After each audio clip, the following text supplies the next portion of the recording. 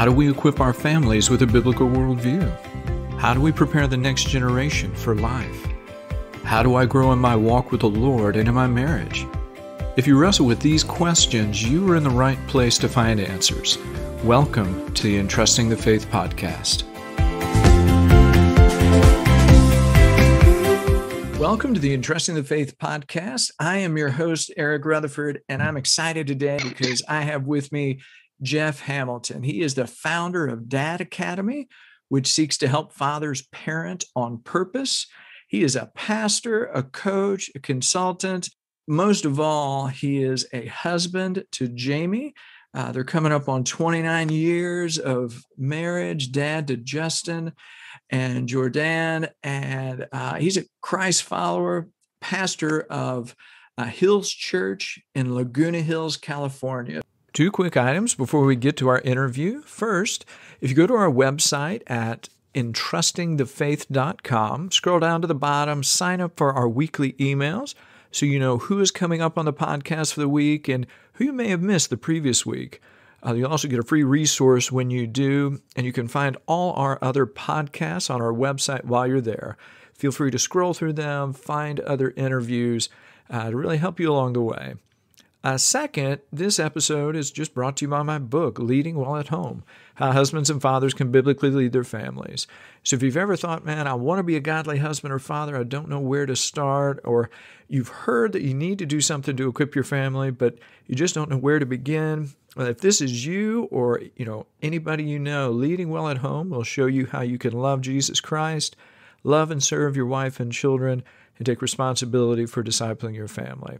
You'll be encouraged and given action steps that you can apply so that you're moving forward. Okay, now let's jump into today's episode. So Jeff, so thankful to have you on the show. Eric, man, what a great privilege. And as we've been discussing, I'm a little envious, even though I've got a great spot here in Southern California.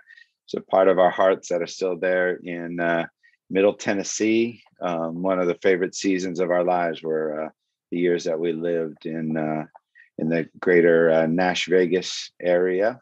And my kids were both born there. And it's a great place to be and to raise a family and to be a part of a spiritual family, and grateful for that shaping season of my life. So a little envious of you sitting there in Rutherford County today. Well, that's cool. It was so neat to find out that you had spent several years here. So it was just a really cool connection to be able to build upon that. So love that. So just for those who aren't familiar with it, tell us a little bit about Dad Academy and kind of what was the motivation for starting it? I as a lead pastor, I see the fallout of what happens when men don't really understand what's expected of them or the responsibility that's been entrusted to them.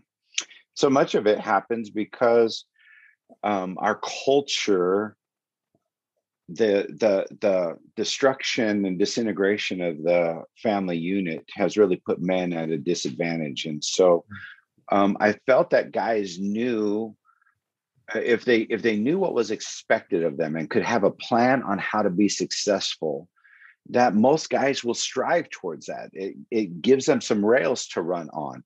But with most people, latest statistics say that 40% of the population have never had a dad in the home that they were raised in, right?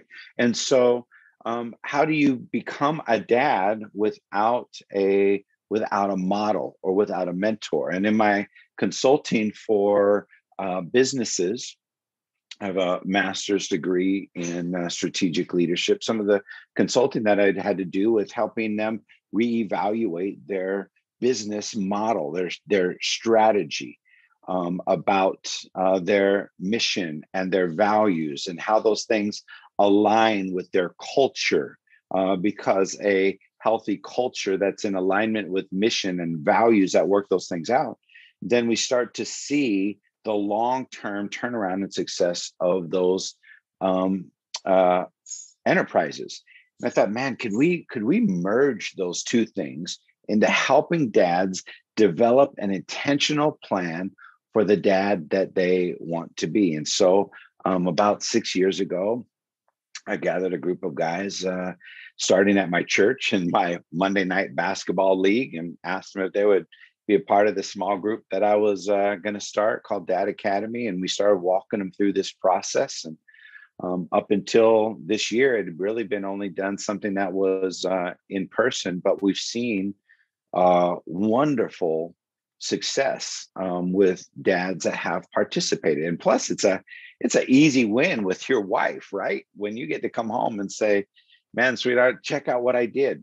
I finally figured out what I'm supposed to do as a dad." Well, like that's a pretty big win for us. And so, yeah, it was really in the heart to serve men, to serve families, and I do think the long range vision is that this is one of the things that's going to help heal our culture if we can get dads healed and intentional about their responsibility as a father. I like that. I like that intentionality. Do you think in just working with guys, the guys you've seen, do you think they're unaware of the need to do you think they're unaware of the mission that God has called them to, or do they know they need to do something but they don't know what? I didn't know if it's awareness or just understanding the how, or is it both? I don't know if that makes sense or not. It totally makes sense. For those of us that may be listening who are Christ followers, we have this word, right? The great co-mission, right? That Jesus offers to all of us. But that's a little nebulous, right? There's no steps to this. And when we came out to plant a church in 2000, like every other church planter, I went to work at Starbucks, right? To try to integrate myself into the community and meet people and things like this. Man, I had to go to school for Starbucks for 30 hours before they would let me hit the automated brew button on the machine to make coffee. 30 hours. And yet on March 1st, 1996, I walked out of the hospital with a baby they're like, "Here you go." Right? Like, you just gotta, it's the only job that we have that is all on the job training.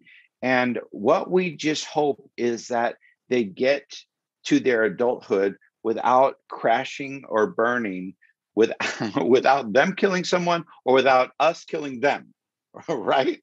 As a dad. And so I feel that guys are aware. And the problem is they're so aware that they're paralyzed. So they can only do what's immediately in front of them. Today I get up. Today I go to work. Today I provide for my family.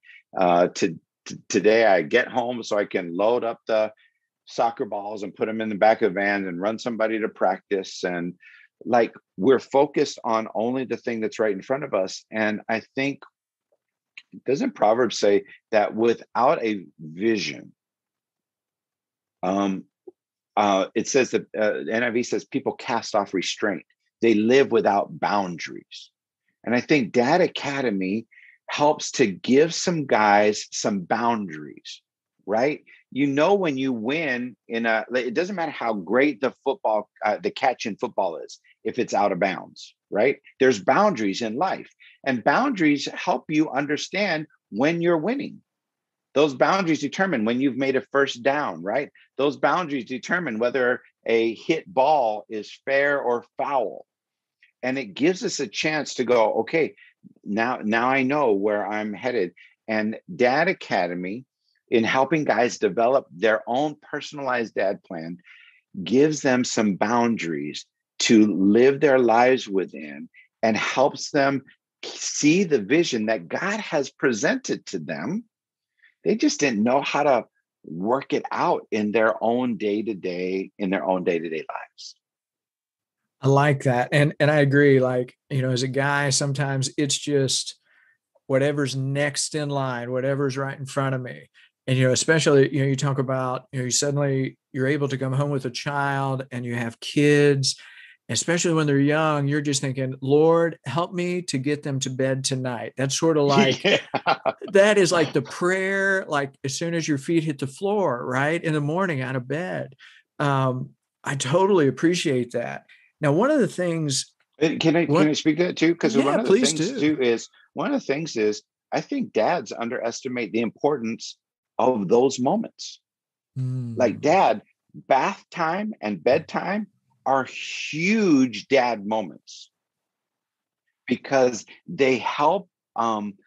They are moments that kids learn to trust and depend on dad. This is one of the things that begins to happen. And so when dads leave some of those things to our spouses or to the kids' moms, and we're not engaged, we miss out on so many moments because you're right. There's an old saying, right? That when your kids are little, or when you have kids, the days are short. The days are long, but the years are short. And I've got a 25-year-old that when I'm looking at a dad with his 5-year-old, I would go back to T-ball in a second because those are the best days. And so what we want to do is to make sure that those days are just as intentional. And it just talks about making space in your life and understanding as a dad, every moment that you're present is a difference maker in the lives of your kids. I like that. Every moment present. It's not like rocket science. It's not like organic chemistry. You're just talking about being present, but being present with some intentionality behind it. And not just, it's not drifting through, but it's trying to walk in with some purpose behind it. Because you had also mentioned that like Dad Academy, it's a tool. It's about creating that plan. Would you want to, what's a plan look like, or what steps are involved in creating that? Well, I think that they're like, so when I'm coaching with a business, you heard me mention earlier that really what is going to determine the success of an enterprise or the success of a business is the alignment of its mission and its values to its culture. Okay. Because values are not what you want to be, values are what you do.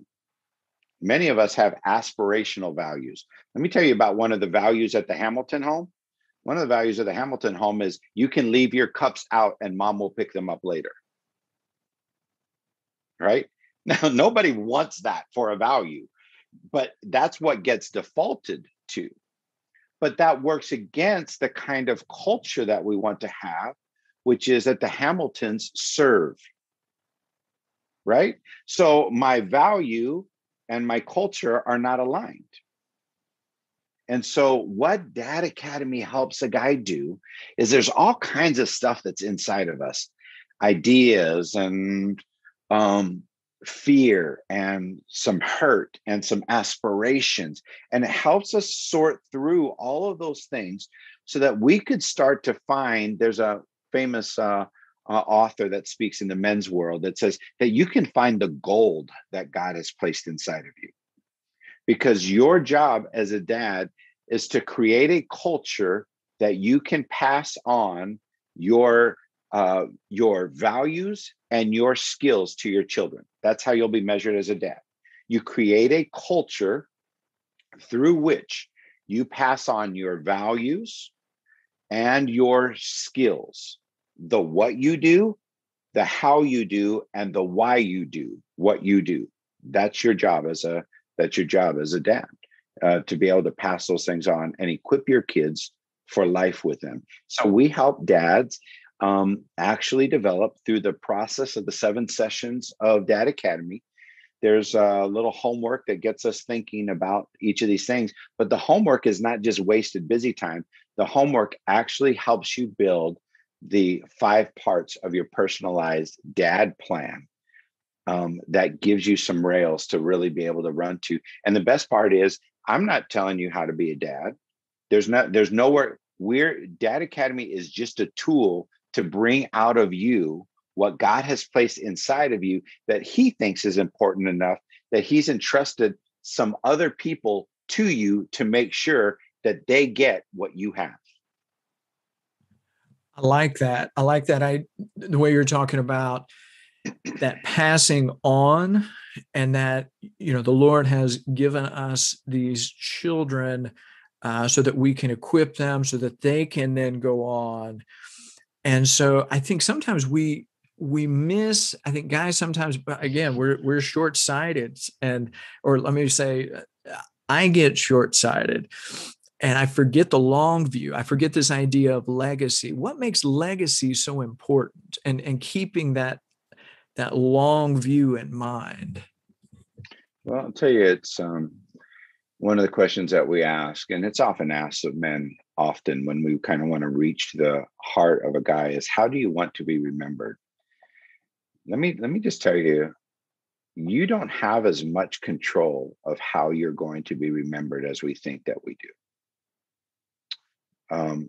And that is both an eye opener, but also it should free us up for having some kind of unrealistic aspirational idea of what we should be, which, if you're anything like me, I think that it is true what is said about men, that men live, gosh, it's famous Greek philosopher who said it, with just a sense of ongoing insignificance, or a life that doesn't actually measure up. Man, when we go on vacation as a family, when we go on these trips, I could plan out the most unbelievable events. And what will they remember? They'll remember the night that we're all in a hotel room and somebody was coughing all night and nobody could sleep. Or one summer we took a family carcation when it was the summer of Call Me Baby. That was on the radio and when the radio was all that you had, we must have heard that song by Carly Lee Jepsen like 80 million times. But now, see, those things kind of start to shape a little bit about how you are remembered. One of my goals was, I always wanted my kids that when they came downstairs in the morning, that they would see me putting God first. And when they were little, I always used to even if I had to pick it up at the last minute, I always tried to have them catch me reading the Bible, right? Or whenever we went somewhere, I was always throwing them in the car. And my idea was not so much about like something that would be on my tombstone. I wanted to create enough context that they always knew that the legacy of their dad was that he was going to love them and be there for them, laugh with them, cry with them. So my goals, I have no greater aspiration than to try to be present and engaged as much as possible. And I hope that sets dads free, because you're not going to be remembered for all of the mistakes that you made. But and you may not be able to control how your kids, what they remember about you. But you can impact how you will be remembered. And so I think legacy for me is not about what they remember, but about how they remember you. I like that, how they remember you, that sense of what you're like in the moment. Dad was always there. Dad, he took me into bed at night every night. He made me breakfast in the morning. Whatever those things are, that's how you're remembered. I like that. And that's the culture of your family, right? Mm. So that's what we talk about with culture, right? Like one of my favorite things, had a buddy who just decided, man, I work a lot. I work a lot during the week. I travel a lot in the week, but I'm always home on Saturday. And before the kids get up on Saturday, I make pancakes on Saturday morning. And so for their entire lives, they are now in their 30s. And when they bring their children to their granddad's house, guess what the grandkids expect on Saturday morning? Right? Because it says that no matter what, right? He is saying, I've made time for you. And in making them breakfast, not every Saturday was life-changing, but some Saturdays, when the syrup is being poured or the milk is being drunk and the plates are being put into the dishwasher, a couple of those Saturdays added up begin to change the direction of lives, because dad said, I'm going to do this. This is my opportunity. For me, it was simple as I never went anywhere by myself. If I was going to the grocery store, if I was going to get gas, I was throwing a kid in the car with me. And if I had to put if they didn't want to go, they still had to go. And I'd rather put up with them being mad with me for a couple of times, because after a while, they're going to stop fighting it, because there were probably 10 conversations out of 10,000 trips that they took with me that shifted their destiny. So it's the moment, the minutes make for moments. So somebody tweet that out for me, because as a preacher, I have to say that all the time on Sundays, right? God will give me something to say and I will forget what I just said until they repeat it back to me. But that is so, like, for me, that's something that I'm taking away right now. Like, the minutes make the moments, right? It's not just a minute. Added up over this time, make the moments that you'll be remembered for. I like that. And that one of the neat things about it too is the minutes happen while you're doing life, while you're just going about things. You got some intentionality going on, Yes. but you can't sit there ahead of time and go, okay, I need to make sure that we have this 10-minute time period earmarked because we're going to have an important conversation 3 Tuesdays from now. So I got to make sure we're in the car together. It's like we just keep having these moments and the conversations occur.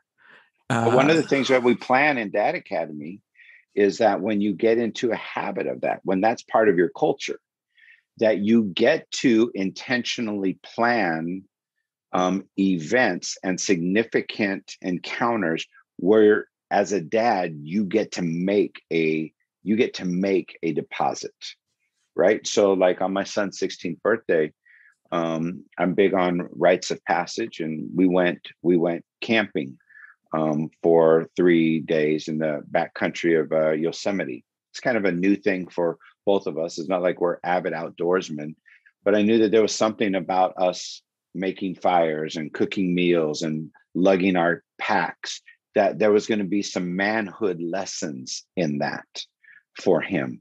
And I planned those times because specifically we were going to walk through some concepts. I happened to use 3 examples from the scriptures of the 3 kings of Israel, Saul, David, and Solomon. And I used each of them as an example each day, where then I could intentionally plan those moments where I could deposit something into them, right? So I don't think it's an either or, it's definitely a both and. But unless you're putting in the minutes, then you won't have the equity to pull from when you want to make the deposit. I like that doing the consistency, doing the being present, and then you can be very intentional. I like that, those life rituals. Yes. What is it about? Because I think, you and I talked a little bit beforehand, and at least in our culture in these United States, we have few, if any, life rituals, right? There's no movement from, sort of adult, childhood to adulthood. We just don't have that consistently as a culture. But what is it about those things that makes them so important, those life rituals? Well, if we're speaking to a largely church audience in our podcast today. We see that the people of God, their identity is built on rituals, is built on repetitive rituals, both in the home and as a community.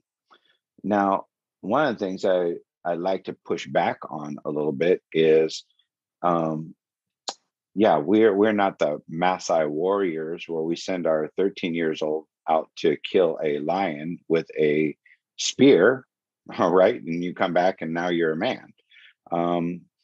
But we have moments that we can make into those significant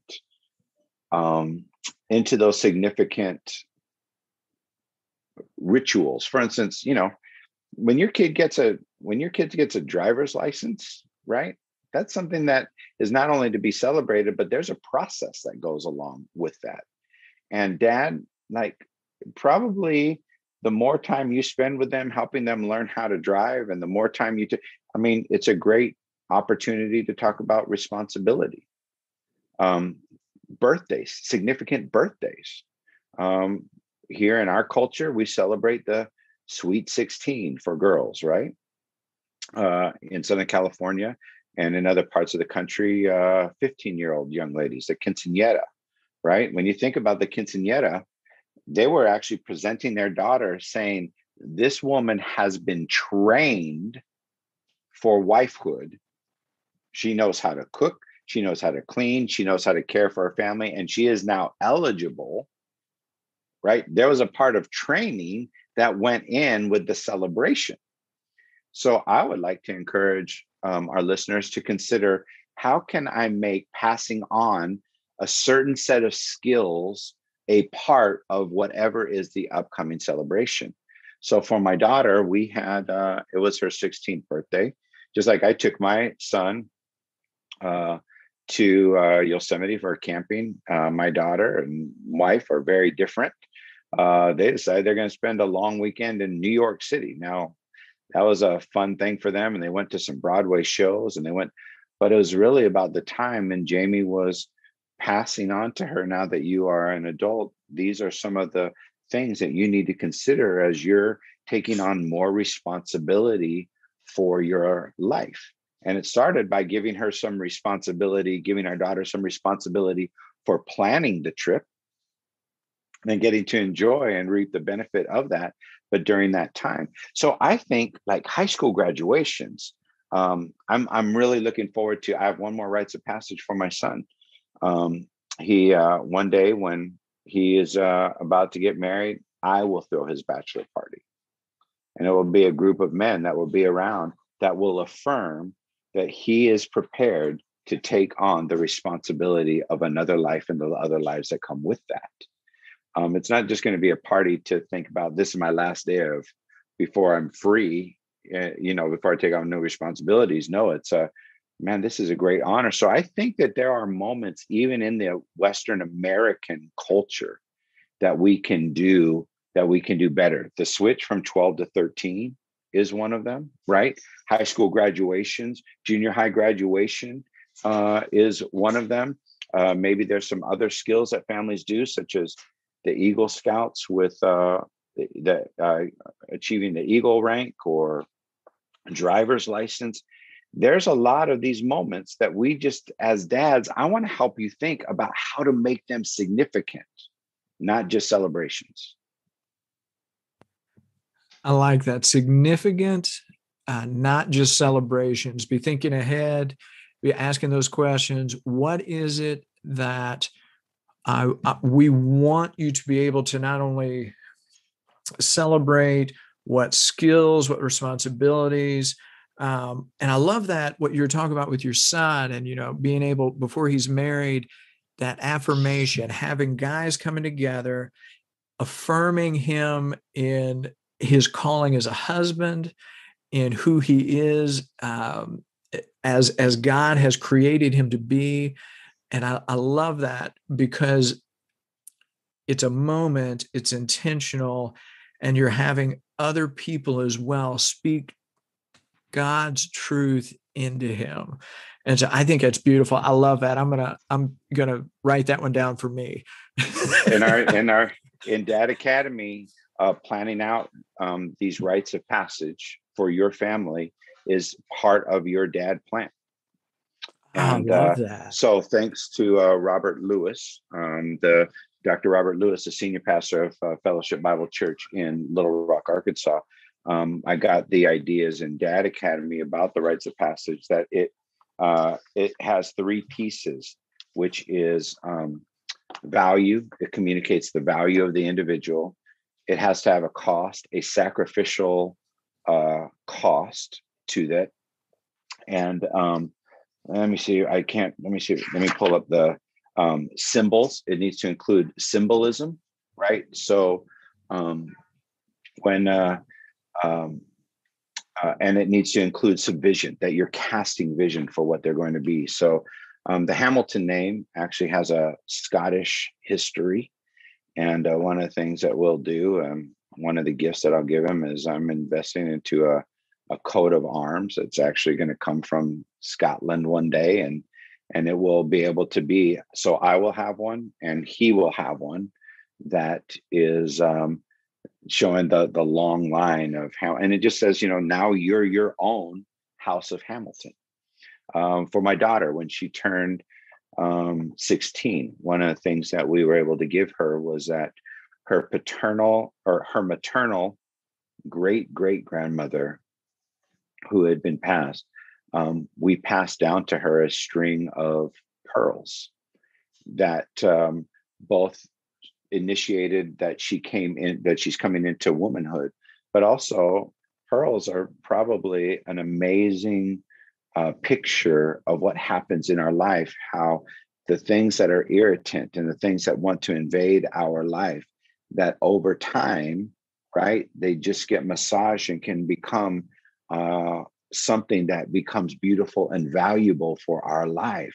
And the string of pearls on the neck of a woman shows the things that she has persevered through, the wisdom that she has acquired, the irritations and challenges that she's learned to navigate, because that's what is expected of her as a contributor to her society, and as a woman who's been made in the image of God, and that's what her heritage is. So the pearls was not only symbolic of a spiritual truth, but it was also symbolic on a personal level, because it also was one of those heirloom gifts. And so I think just taking a little bit of time, you'll find out how God has made you and how God has wired you, and to be able to attach significance to celebrations. Love that. I do. And I think I definitely understand the importance of it more now than I used to. Yes. Now, part of Dad Academy, I know you usually, guys there are usually groups involved, or you encourage them to go through this as a group. Is that true? Currently, it works best in a group format, because no guy is smart enough on their own. Right, don't we all? We're really designed to function best in community. And so Dad Academy probably works best. It works best in this format. Number one, it works best in a group where you can bounce off some of your learning or some of your questions off other guys in the group. Because I'm telling you, the guy who put the curriculum together is not that smart. He definitely doesn't have the answers. That's why Proverbs says, there's wisdom found in a multitude of counsel, right?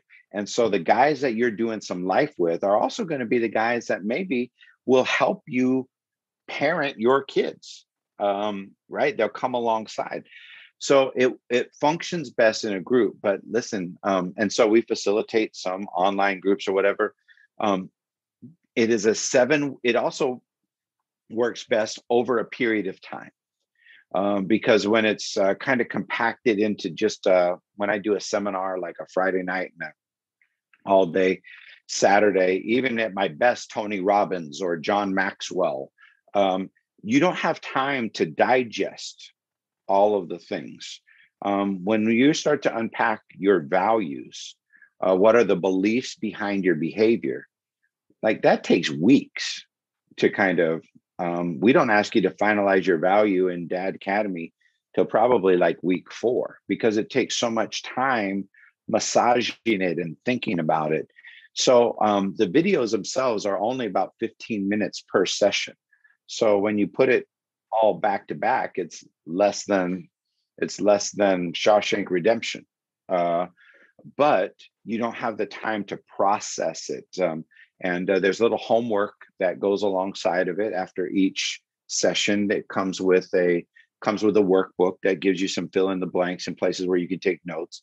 And there's a little bit of homework that takes 10 minutes after the session is over, but it really gets you thinking. That's what we're trying to do, is to kind of stir the pot with guys. And then starting about week 3, all the work that you do, the homework goes directly into your dad plan. Now, I am available. I have done it in a lot of retreat situations, whether they're for schools or for churches, or for, sometimes there's organizations like Lions Club or Elks clubs that I speak at. Sometimes I'll do a retreat for coaches or for businessmen that are trying to align their work life with their family life. But I find that they're just looking for information. And what I want to see take place, the long-term goal of Dad Academy is transformation. Because, remember, at the end of the Old Testament, the prophet Malachi was speaking during the time of the rebuilding of the temple. Under the work of Nehemiah, right? He said it's kind of at the same time. And, there's a lot of talk about what revival looks like in America, around the world. But Malachi says this, that the kingdom of God looks like this, that the hearts of the children will be turned to their fathers, and the hearts of the father will be turned to the children. When I dream of what revival looks like, when I look at our nation and the cultural divide and the divisiveness that happens, we need a fatherhood transformation. And all the statistics say that is true. And I don't know about you. If there was a pill that I could take that in 2 days, I could drop 50 pounds, I would have done it 15 times by now, right? Unfortunately, that type of change takes some process. It takes a change in my diet. It takes a change in my physical activity. The change of becoming the dad that you want to be is going to take some time to make sure you're got a good idea of where you want to go. It's going to take some time to unpack who God has already made you to be.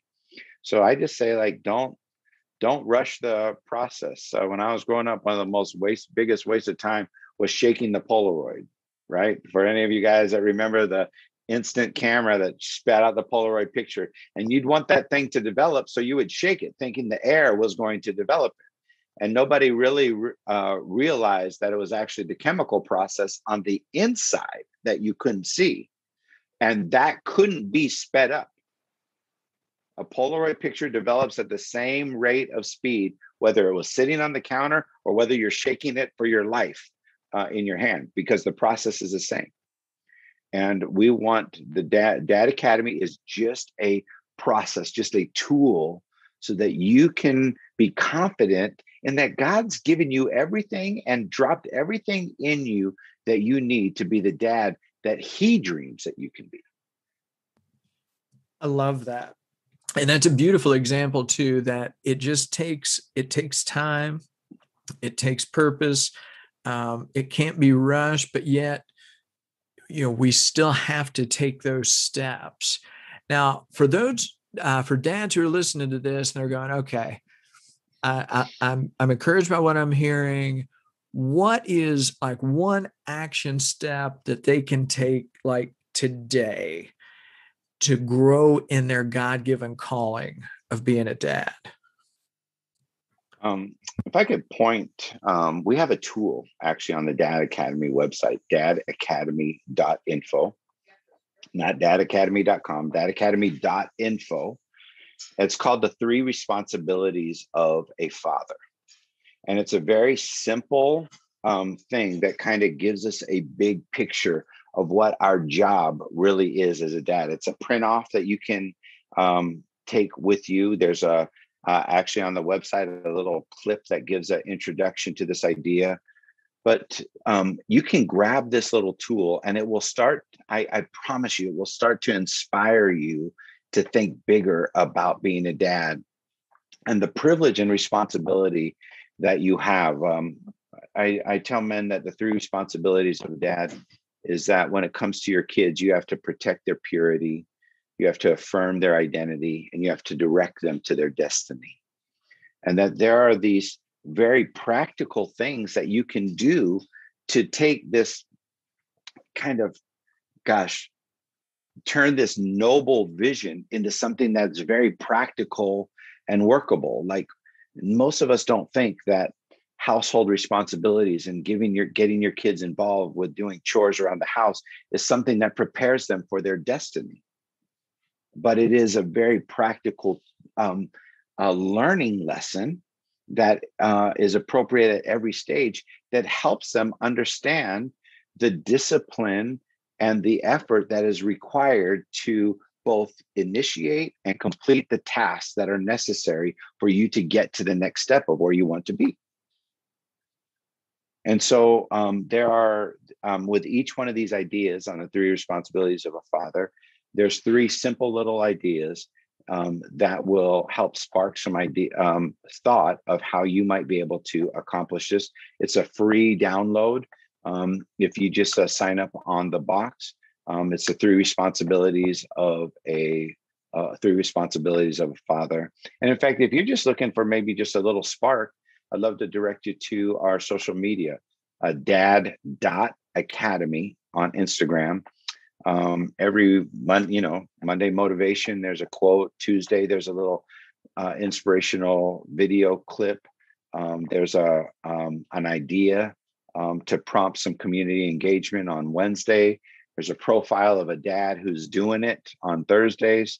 Friday, we give a real practical tip on something that you could immediately implement into your dad world for your family. And so there's some real practical stuff that's there on our Instagram as well, dad.academy. It's also posted on our Facebook page, Dad Academy on Facebook.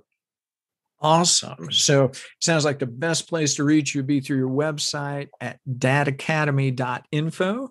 Yes, sir. And you can reach out to me personally at jeff@dadacademy.info. Awesome. So what we're going to do, if you're listening at home, we're going to put all of that information in the show notes so you can check it out. Definitely check out the three responsibilities download. Man, it's chock full of good stuff, and it's got some practical stuff to help you take a next step in your calling as a dad, and that is something given to us by the Lord, not mistakenly, not accidentally, but the Lord purposefully gave you the children He has. And so, and also let me encourage, if you're listening to this and your church, you're thinking, man, I would love to do this at our church. This is a group study to do, man, even either through your church or just grab some guys and go through it together. Grab the guys from your soccer team or your kids' t-ball team or your neighborhood community. If you're a business owner, I promise you, giving this kind of resource to your employees is going to increase their productivity, because you'll be able to take some of these principles that they're learning about how to implement into their family, and they will get the bigger picture of what you're trying to accomplish as a business as well. So wherever we can equip and create these learning communities, it will benefit us all the way all the way around. I love it. Well, man, again, if you're listening, check it out, dadacademy.info. Jeff, it has been just a pleasure talking with you and learning about Dad Academy. Thank you so much for accepting the invite. This was wonderful. Oh, Eric, it's such a joy. And for our listeners here at Enriching, it's not Enriching the Faith, sorry, at Entrusting the Faith, because one of the things I did before I agreed to come on the show was I wanted to see what this was all about. And there have been some amazing resources that you have connected guys to. And Eric, I just really want to thank you for being an initiator in this kind of hub for dads and for men and for ministries. Because to me, when we talk about the kingdom of God, this is what it is all about, us working together and encouraging one another, building one another up, promoting one another. I don't know about you, but I don't have enough people in my life that are telling me good job. And I just want to tell you, man, you're doing a great job. And thank you for making this resource available. Oh, well, it is my pleasure. I a lot of what we do here and just in life in general, it's much like you're doing. It's like, I think these are the five loaves and, the loaves and the fish that the Lord has given me. And I'm just trying to offer them up to him. So, just wanting to help everybody we can, which is very much, it sounds like what you're doing as well. Just trying to help a few who will then help a few more. Yeah. And man, again, all you have to do is look at some of the statistics of our culture that impact on how fatherlessness has contributed to so many of the things that so many of us are frustrated with about this stage this season in our nation and in our culture. And what a great thing it is to be able to help guys understand not only what they're supposed to do, but that they can do it. And man, because there's going to be a lot of your kids. There's probably a lot of kids that come in and out of your house, and even if they come from healthy families, I can guarantee that the Rutherford household is making a positive impact on their overall growing up experience because of the healthy culture that exists within our homes. And the more that we can do that, we will get to see the change that we want to see take place begin to happen. I love that, man. Thank you for the encouragement. I love what you're doing, and everybody definitely check out Dad Academy. Jeff, man, thanks. This has been awesome. It's been great. Thank you so much, Eric.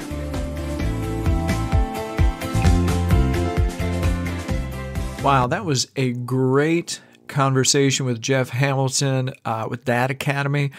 Just three things that really jumped out at me. First is that guys, if they knew what was expected of them and could have a plan on how to be successful, that most guys will strive towards that, and how having a plan really gives guys, some rails to run on. And so I think that's what Dad Academy really strives to do, and really, that whole vision and boundaries so that we know what to do. Second, I loved how he talked about values are not necessarily what you want them to be, like what you say they are. Values and culture, that's what you do. So we need to make sure that our values, our culture, actually match what it is we want to create. And I loved how he said it's the minutes that makes for moments, right? So we can't create that culture if we don't spend the time, and we don't know when those key minutes are going to be. So we just need to make the time. And the third thing that really jumped out is just the importance of rites of passage, sort of that marking, celebrating those moments when you're moving to that next stage of life. And so I loved the conversation. Make sure you check out his website. It's dadacademy.info. Again, that's dadacademy.info. I've read the material. It is excellent, so I would encourage you to check it out. If you found this episode helpful, please leave a review for us wherever you listen to podcasts. Doing so will help others to find us. Check out the show notes for resource information. We encourage you to do that for links and other references. We'd like to hear from you, so you can message us your questions or comments on Facebook, Instagram, at Entrusting the Faith. You can email us at info@entrustingthefaith.com. If you go to our website, which is www.entrustingthefaith.com, you can sign up to our email list and receive free resources as well as upcoming podcast episode information. So check it out. Lastly, just remember, legacies are built a day at a time. So start now.